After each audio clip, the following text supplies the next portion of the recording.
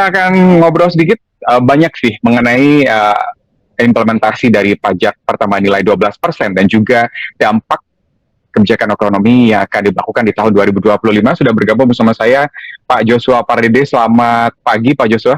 Selamat pagi, Mas. Selamat pagi Pak, langsung aja Pak. Ini kan pemerintah selalu meyakinkan pada masyarakat terkait kita bahas soal PPN 12% dulu, bahwa masyarakat menengah ke bawah tidak akan terdampak. Ini bahkan sudah diyakinkan oleh Menkeu, Menko Perekonomian, dan juga sampai ke Presiden. Benarkah demikian kalau menurut Anda, Pak Joshua? Ya, harapan kita bersama seperti itu, yang seperti kami juga sudah suarakan juga ya, di berbagai forum dan juga dalam beberapa media juga sudah kami sampaikan bahwa kondisinya adalah saat ini kelas menengah, khususnya konsumsi masyarakat itu saat ini sedang melesu. Ya, di tengah kondisi terjadinya PHK di berbagai sektor industri, lalu juga terjadinya penurunan belanja masyarakat, khususnya kelas menengah. Sehingga memang tentunya dengan adanya kenaikan PPN dari 11% menjadi 12%, ini tentunya akan membebani kelas menengah ya. Dan kalau kita mengacu kepada data BPS sendiri, jumlah kelas menengah dalam 5 tahun terakhir ini pun juga jelas ya, terjadi penurunan, dan di saat bersamaan jumlah masyarakat rentan, itu pun rentan miskin, itu pun justru meningkat. Jadi tentunya ini menjadi salah satu hal yang perlu dipertimbangkan oleh pemerintah, khususnya oleh Presiden, di mana kalau kebijakan PPN ini pun juga diberlakukan kepada kelas menengah, dikhawatirkan nanti akan bisa menambah jumlah masyarakat miskin, dan akhirnya tidak sesuai ataupun kontradiktif dengan ataupun dengan visi misi dari pemerintah, yakni mencapai pertumbuhan ekonomi yang cukup tinggi dan untuk menekan tingkat kemiskinan, ya. Sehingga oleh sebab itu saya pikir perlu ada kebijakan lanjutan lagi selain tadi untuk memfokuskan ya kenaikan PPN untuk barang-barang mewah, karena tentunya kalau kita bicara dari golongan masyarakat konsumen itu memang masyarakat berpenghasilan tinggi itu memang relatif tidak terkena dampak yang cukup signifikan ya, dengan adanya perlambatan ekonomi dan juga dengan adanya dampak dari misalkan lanjutan dari pandemi COVID-19 itu tidak terlalu signifikan ya, sehingga tentunya saya sependapat sekali apabila pemerintah memberlakukan PPN ini diprioritaskan atau difokuskan hanya kepada barang-barang mewah yang memang difokuskan kepada masyarakat berpenghasilan tinggi, sehingga ini harapannya tidak mengganggu masyarakat kelas menengah, karena kalau kita lihat seberapa besar sih sebenarnya sumbangsi dari masyarakat kelas menengah itu terhadap konsumsi nasional itu cukup besar sebenarnya. Ya, kalau kita bicara sumbangsinya yang 40% di tengah itu sekitar 30 sampai dengan 35%. Ya, sehingga tentunya kalau kebijakan ini tidak diberlakukan kepada kelas menengah, tentu ini pun juga diharapkan dapat membantu mengerek pertumbuhan ekonomi khususnya konsumsi kelas menengah di tahun mendatang. Karena kalau kita bicara APBN 2025, target pertumbuhan ekonomi Indonesia adalah 5,2%, sehingga tentu bagaimana kita mendapatkan ataupun mendorong pertumbuhan ekonomi cukup tinggi 5,2% adalah dengan kita memastikan bahwa konsumsi rumah tangga kita ini solid ya, karena kalau kita lihat situasi globalnya memang tidak mendukung, sehingga bagaimana oleh sebab itu kembali lagi kebijakan PPN yang difokuskan kepada barang-barang mewah, dan juga mungkin harapan kami adalah kebijakan lanjutan lagi untuk bisa mendukung kelas menengah. Karena kalau kita bicara kelas menengah saat ini, memang kelas menengah ini adalah masyarakat yang belum eligible untuk mendapatkan bansos, karena bansos itu diprioritaskan untuk masyarakat miskin. Namun ya tadi, kalau untuk kebijakan ekonomi pada umumnya ya, mereka kelas menengah ini jarang mendapatkan support ataupun dukungan ya, sehingga makanya diharapkan tadi ke depannya akan ada dukungan-dukungan lain ya, seperti harapannya seperti insentif ataupun support lainnya, karena selain PPN pun juga perlu pemerintah juga memastikan lagi, karena kemarin ada wacana terkait dengan kenaikan BPJS Kesehatan, lalu juga terkait wacana asuransi wajib kendaraan bermotor, lalu juga pengetatan subsidi energi. Jadi berbagai pungutan-pungutan quote and quote untuk masyarakat kelas menengah ke depannya ini perlu dipastikan lagi apakah diberlakukan atau tidak. Harapan kami semuanya ditunda ataupun dibatalkan sehingga tidak mengganggu konsumsi masyarakat kelas menengah di tahun mendatang. Oke, Pak Joshua, kira-kira kalau dihubungkan dengan daya beli masyarakat nantinya ketika PPN 12% ini diberlakukan, apakah ada pengaruhnya ke situ, Pak? Ya tentu kalau kita bicara tadi ya, kelas menengah ya awalnya kalau kita lihat PPN ini kan memang yang dikecualikan adalah tentunya adalah bahan makanan kebutuhan pokok ya. Jadi makanan kebutuhan pokok itu dikecualikan dari kenaikan PPN dan juga jasa pendidikan, kesehatan itu juga semuanya dikecualikan dan juga apa namanya yang memang kalau kita bicara hanya spesifik barang-barang mewah ya tentunya ini adalah barang-barang mewah yang dikonsumsi oleh masyarakat kalangan atas. Ya, jadi kalau barang-barang yang dikonsumsi oleh masyarakat kalangan atas, tentunya saya pikir ini kemungkinan kecil ya dikonsumsi oleh masyarakat kelas menengah. Ya, jadi harapannya ini tidak mengganggu kembali lagi konsumsi ataupun daya beli ke masyarakat kelas menengah, sehingga harapannya kami mendukung sekali apabila pemerintah memprioritaskan ataupun memfokuskan kenaikan PPN ini untuk dikhususkan hanya untuk barang-barang mewah saja, sehingga ini tidak mengganggu ataupun tidak mempengaruhi masyarakat kelas menengah dan justru tadi perlu dukungan lanjutan lagi apabila memang diperlukan paket kebijakan lain lagi misalkan untuk bagaimana untuk meningkatkan padat karya ya untuk mendorong ekonomi kerakyatan agar ada penyerapan tenaga kerja dalam jumlah yang besar gitu ya sehingga tadi akan ada peningkatan pendapatan untuk masyarakat kelas menengah tersebut. Oke, Pak Joshua, kalau dari secara global begitu ya, sebenarnya dampak kenaikan PPN ini pengaruhnya kemana sih, Pak?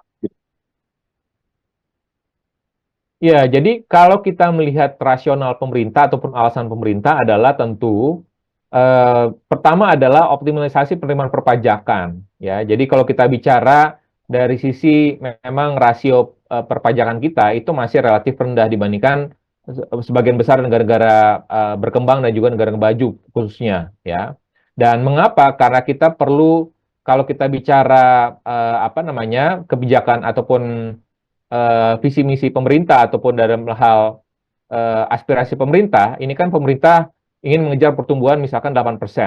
Ya, oleh sebab itu makanya belanjanya pun juga cenderung meningkat ya untuk makan bergizi gratis ya, untuk juga misalkan mendukung ketahanan pangan, program-program ketahanan pangan ya, untuk kemarin juga mendukung bagaimana peningkatan produktivitas pertanian, untuk peningkatan kesejahteraan petani dan nelayan ya. Kemarin juga sudah ada kebijakan untuk penghapus tagihan dan penghapus bukuan untuk kredit tani dan juga kredit untuk nelayan gitu ya. Jadi saya pikir banyak sekali belanja-belanja dari pemerintah termasuk juga adalah peningkatan nomenklatur ya jumlah dari kementerian lembaga yang akhirnya berimplikasi juga kepada peningkatan dari belanja pemerintah gitu ya. Jadi konsekuensi dari perubahan nomenklatur tersebut pun juga dan juga peningkatan dari program prioritas pemerintah tentunya akan ada peningkatan belanja pemerintah. Nah, pada saat ada belanja yang meningkat, tentunya peningkatan penerimaan kita pun juga harus ditingkatkan. Nah, bagaimana kita meningkatkan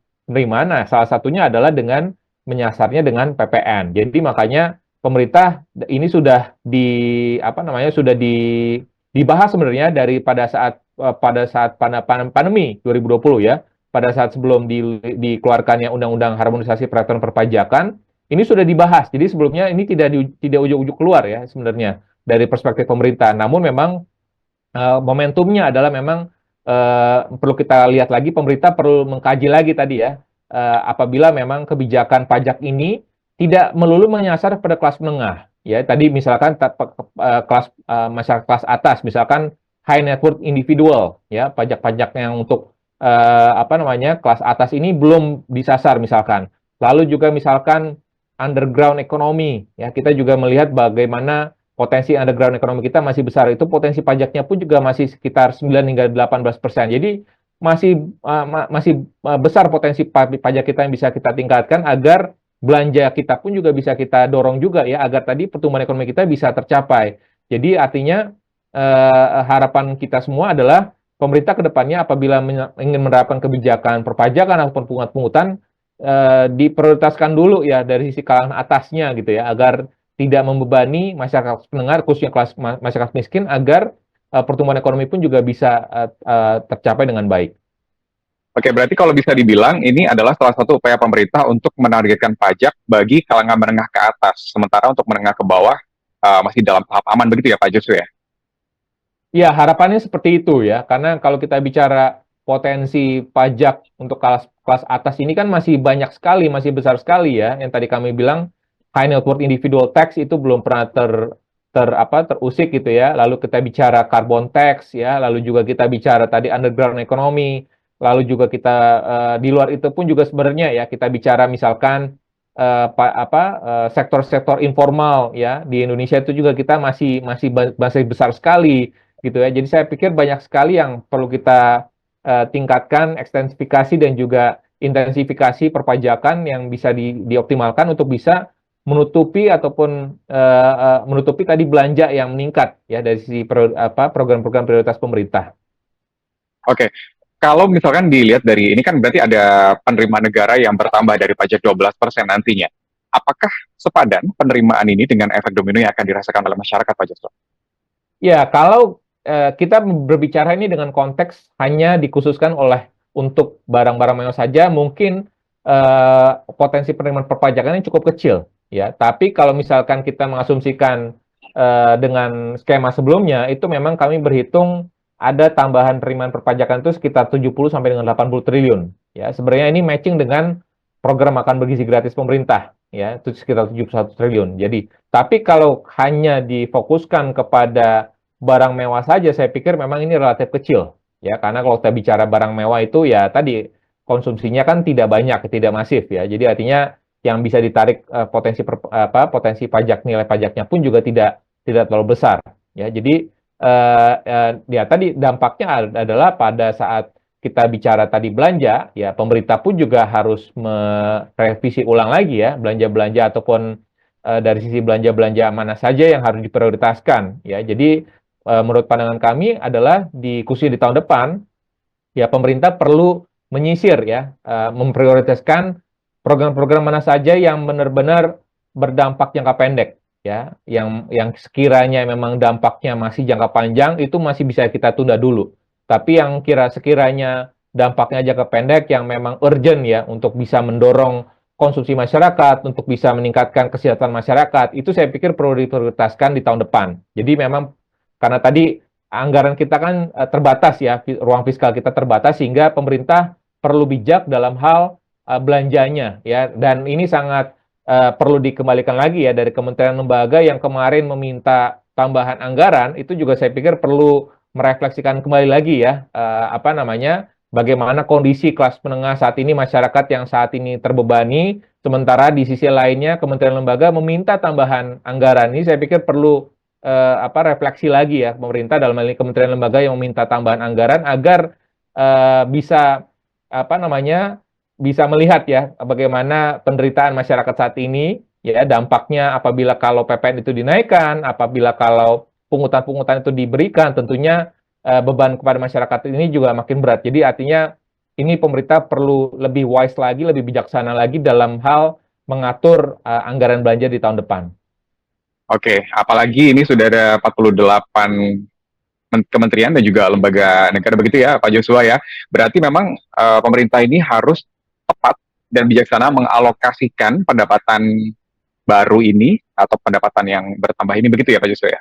Ya, betul. Meskipun yang tadi kami sampaikan bahwa ini karena tadi difokuskan pada barang-barang mewah, memang ini tidak terlalu besar ya dampak tambahan penerimaannya. Tapi setidaknya tadi kita bisa melihat bagaimana yang terpenting adalah bagaimana pemerintah bisa mendorong belanjanya lebih optimal lagi sehingga pertumbuhan ekonomi bisa berjalan. Sehingga pada saat adanya aktivitas ekonomi yang berjalan, tentunya penerimaan pun juga akan meningkat juga. Jadi logika seperti ini yang harus kita punyai gitu ya. Artinya karena selama ini pun juga pemerintah khususnya pemerintah pusat dan juga daerah khususnya ini sangat lamban ya dalam melakukan spending ya. Baru melakukan spending itu di akhir tahun. Jadi akhirnya penerimaan perpajakan kita pun juga akhirnya lambat ya. Jadi makanya kita perlu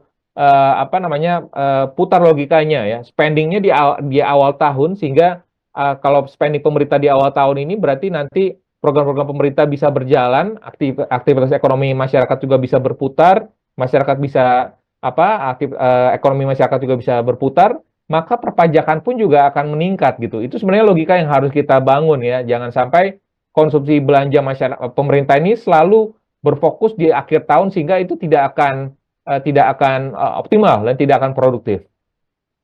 Oke, Pak Joshua, kalau dari kita selesaikan dulu untuk dari segi konsumen ya, jadi dari masyarakat begitu.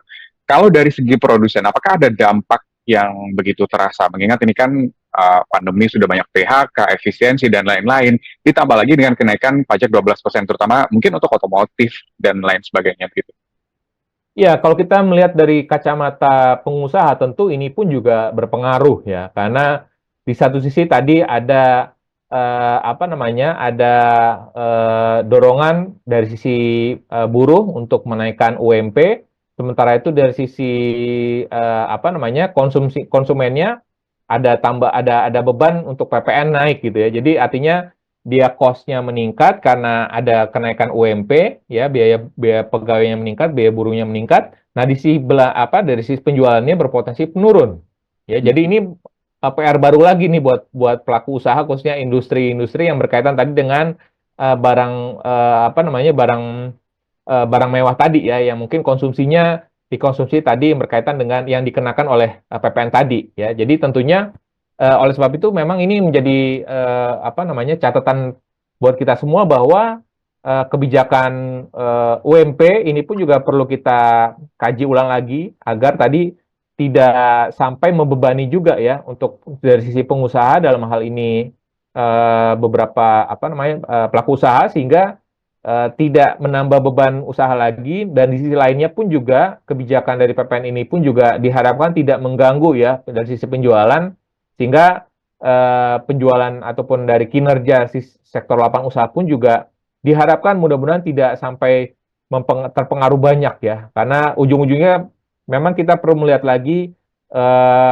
ya kalaupun kalau tadi kebijakan PPN ini tidak mengarah kepada konsumen, ya ujungnya kan kalau konsumennya tidak sejahtera, tidak pembelinya tidak ada, kan ujungnya penjualan pun juga jadi jelek ya. Jadi sebenarnya memang tentunya kita melihat dari sisi permintaannya dulu ya. Kalau permintaannya baik ya, konsumennya apa, terjaga ya, daya belinya terjaga, masyarakat tersejahtera, mestinya penjualan barang-barang pun juga akan meningkat gitu. Jadi makanya kita perlu melihat dari perspektif pembelinya terlebih dahulu, baru nanti kita akan lihat kalau perspektif pembelinya sudah baik, baru pemerintah nanti bisa berjalan ataupun baru bisa mengkaji lagi insentif apa yang bisa dilakukan kepada sektor lapangan usaha ataupun pengusaha gitu. Jadi artinya jangan kebalik juga ya. Artinya sejauh ini memang kalau kita melihat kebijakan pemerintah itu cukup banyak kepada sektor apa, dari sisi supply-nya, dari sisi produsen ya, tapi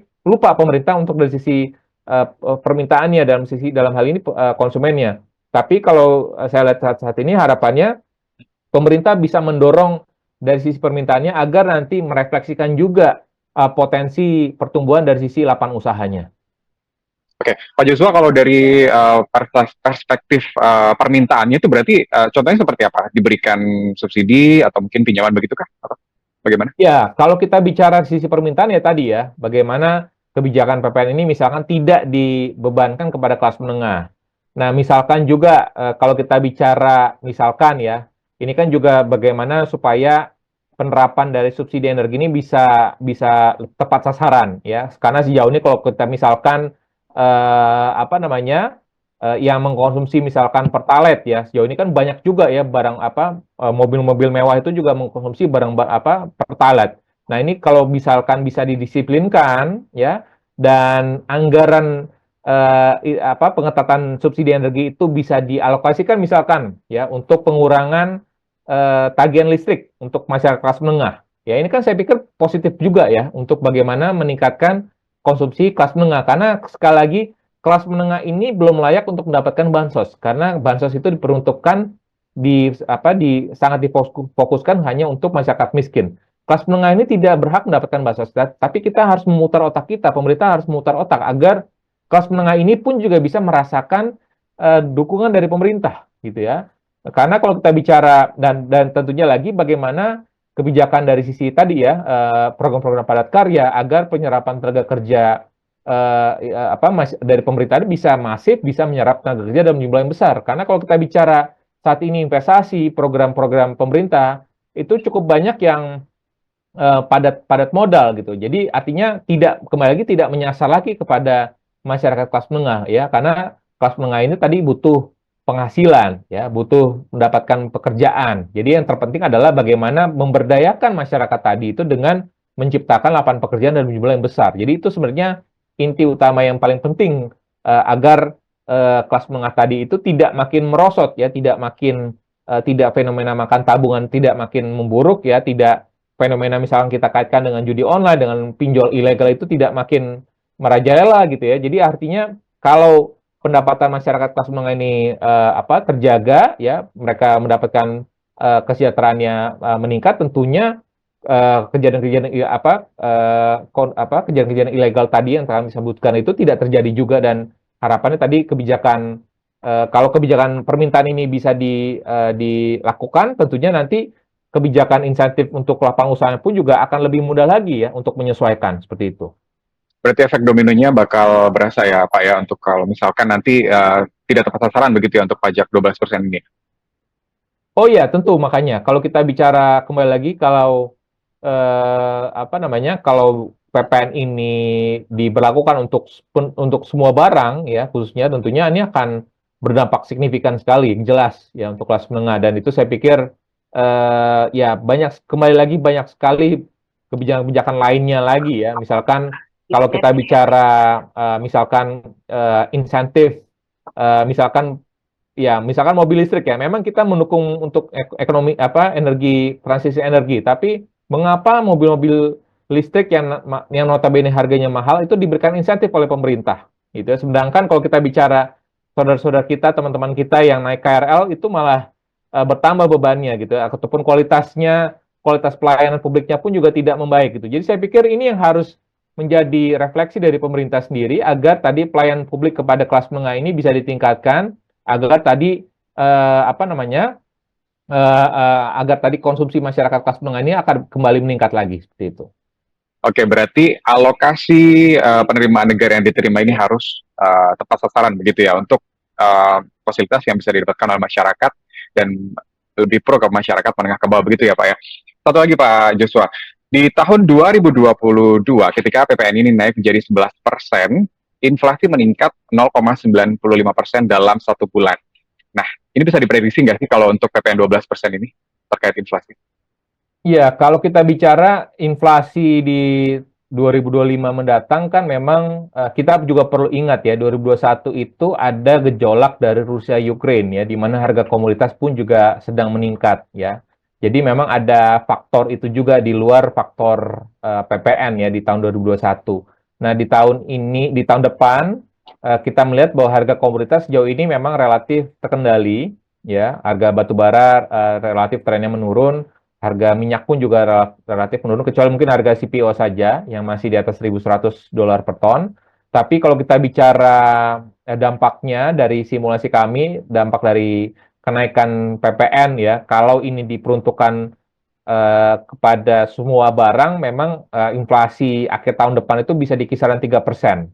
Dari inflasi tahun ini di kisaran 2%. Ya, jadi memang akan ada dampak tadi tambahan inflasinya, namun kalau hanya diprioritaskan ataupun difokuskan kepada barang mewah saja, saya pikir inflasi akan tetap terkendali ya, di kisaran akan di bawah 3% ya, kalau PPN ini tidak diberlakukan kepada semua barang dan hanya diberlakukan kepada barang-barang mewah saja. Kembali lagi, karena catatan kami konsumsi barang mewah ini hanya segelintir orang saja, ya, hanya masyarakat kelas atas saja, dan tidak dikonsumsi oleh masyarakat banyak ya, ataupun masyarakat kelas menengah, sehingga dampak terhadap inflasinya pun juga tidak akan besar. Namun ya tetap sekali lagi bahwa yang di sisi lainnya ini akan tetap ada ya, bahwa selain PPN pun juga pemerintah dalam APBN-nya sudah melakukan kajian untuk menyesuaikan tarif cukai plastik dan juga cukai minuman berpemanis dalam kemasan.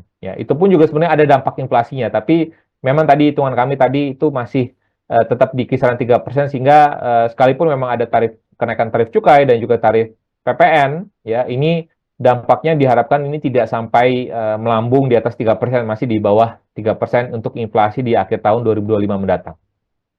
Oke, Pak Joshua terakhir nih Pak, PPN akan naik di 1 Januari 2025. Apa yang harus dilakukan masyarakat, khususnya bagi masyarakat menengah ke bawah, begitu untuk tetap menjaga dapurnya tetap ngebul aman, terus pengeluaran tetap aman, dan juga kan bisa menabung gitu Pak? Ya, tentunya sekali lagi kalau kita bisa mengoptimalkan ya tentunya dari sisi belanja ya kalau kita melihat ya jangan sampai lebih besar pasak daripada tiang ya yang gitu apa yang harus kita pegang terus ya. Ya belanjanya otomatis kita perlu kurang-kurangin yang tidak perlu ya karena kan kalau kita bicara anak zaman sekarang kan cukup banyak yang healing-healing ya. Healing-healing itu kan apa untuk yang spending untuk leisure-nya cukup banyak. Jadi mungkin itu sedikit-sedikit dikurangin lah ya. Jadi kita mungkin lebih prioritaskan untuk kebutuhan dasar makanan minuman, ya, pendidikan kesehatan, ya. Ya kebutuhan dasar itu lebih prioritaskan ya. Lalu di samping itu misalkan kalau dimungkinkan ya, kalau kita bisa berkreasi, berinovasi ya apalagi dengan adanya apa digital ya ataupun dengan hobi kita bisa memiliki pekerjaan sampingan ya tidak mengganggu ke pekerjaan utama kita tentu ini akan lebih baik lagi ya artinya ada tambahan sehingga tadi akan bisa mengurangi apa namanya tambahan beban apabila kalau ada kenaikan inflasi yang bisa ditimbulkan tadi ada kenaikan PPN dan juga kenaikan cukai sehingga tadi tidak mengganggu dari sisi cash flow ataupun arus keuangan dari keluarga gitu sehingga harapannya ini yang harus kita lihat bahwa ya dari sisi arus kas keluarga memang tetap harus dijaga dan juga tentunya harus disampaikan juga adalah tetap diusahakan ya sebisa mungkin perlu menabung ataupun kalau misalkan ada spare lagi untuk berinvestasi setidaknya itu bisa kita optimalkan investasi kecil-kecilan saja tidak harus besar tapi itu bisa kita optimalkan untuk bisa sebagai apa namanya dana-dana darurat ya kalau sekiranya memang tadi ada keperluan mendadak ya ataupun ada kebutuhan yang sangat urgent ya misalkan ada keluarga sakit, anak sakit gitu saya pikir itu bisa dioptimalkan ya untuk digunakan untuk tanpa mengganggu tadi arus keuangan bulanannya seperti itu. Pas satu lagi Pak, saya tadi lupa mau menanyakan. Ini kan heboh juga nih, ada seruan hidup hemat, frugal living, tidak konsumtif di tengah kenaikan PPN 12%. Kalau itu terjadi, misalkan nih orang-orang hemat, tidak membeli barang-barang sesuai yang tidak seharusnya dibeli begitu. Dampaknya ke perekonomian bagaimana itu ya? Ya, itu banyak perspektif lah ya. Kalau yang berkembang di sosial media ini kan juga ada yang sangat aware ataupun sangat pay attention dengan carbon printing ya. Artinya mereka yang sangat concern terhadap climate change gitu ya. Jadi artinya ya dengan mengurangi konsumsi berarti kan emisi karbonnya juga berkurang gitu. Jadi ini ada dua perspektif yang berbeda. Jadi artinya satu gara-gara awareness terhadap apa namanya ekonomi hijau, tapi satu yang karena memang kesulitan ekonomi gitu. Jadi ini dua hal yang berbeda. Jadi ini tidak bisa kita meskipun memang dua-duanya sama-sama mengurangi belanja, tapi kondisinya motivasinya berbeda ya. Tapi kalau motivasinya kalau kita bicara motivasinya tadi karena apa namanya karena kebutuhan karena kondisi ekonominya yang tidak mendukung tentu ya tadi ya ini perlu ada support dari pemerintah ya. Nah, tapi kalau yang kita bicara tadi kebijakan ataupun keputusan konsumen yang mengurangi konsumsi karena awareness terhadap emisi karbonnya, tentu ini harus edukasi lagi ya. Artinya persepsi ini yang harus kita apa namanya kita luruskan ya. Artinya bukan berarti tidak konsumsi itu tidak mengurangi emisi karbon ya. Artinya tidak apa logika seperti itu pun juga tidak selalu benar gitu ya. Artinya ya ini dua hal yang berbeda dan saya pikir memang tetap harus kita edukasi agar literasinya terhadap apa namanya pengurangan konsumsi itu agar lebih tepat lagi karena kalau kita bicara negara berkembang ya konteksnya kita sebagai negara berkembang saya pikir pengurangan konsumsi untuk dalam rangka emisi karbon saja itu saya pikir kurang tepat ya tapi karena kita mau menggerak sebagai negara maju tentu kita perlu mendorong tadi konsumsi kita agar bisa tumbuh lebih tinggi lagi gitu ya. Tapi konsepnya adalah bagaimana kita juga di sisi lainnya mendukung misalkan transisi energi ya dengan tadi mengurangi misalkan kita mulai mempensiunkan misalkan PLTU kita, ya kita mulai dari sisi OJK kita sudah comply dengan perbankan sudah comply dengan taksonomi hijau misalkan ya dengan dengan pembiayaan hijau gitu. Saya pikir dengan hal-hal seperti itu dengan awareness misalkan dari yang masyarakat paling bawah sekali misalkan untuk memilih sampah ya itu saya pikir itu edukasi yang harus kita awali dari sejak dini gitu daripada kita mengurangi belanja saya pikir itu udah terlalu terlalu klise gitu ya lebih lebih lebih pasti lagi adalah kita tadi mungkin yang paling mudah adalah memilah-milih sampah dulu ya itu yang saya pikir itu yang lebih untuk merecycle untuk mendaur ulang sampah itu saya pikir yang lebih lebih nyata ya untuk bisa kita edukasi kepada masyarakat seperti itu. Oke, terima kasih Pak. eh Tadi sangat banyak sekali insight yang didapatkan dari Pak Joshua Pak Dede selaku pengamat ekonomi. Terima kasih Pak Joshua atas Terima waktunya. kasih. Kita juga sama-sama akan menanti ya, ini bagaimana apa sih yang akan diumumkan oleh beberapa menteri yang sudah hadir di gedung Kementerian Bidang Perekonomian terkait kebijakan ekonomi terbaru. Terima kasih Pak Joshua Pak Terima Dede. kasih.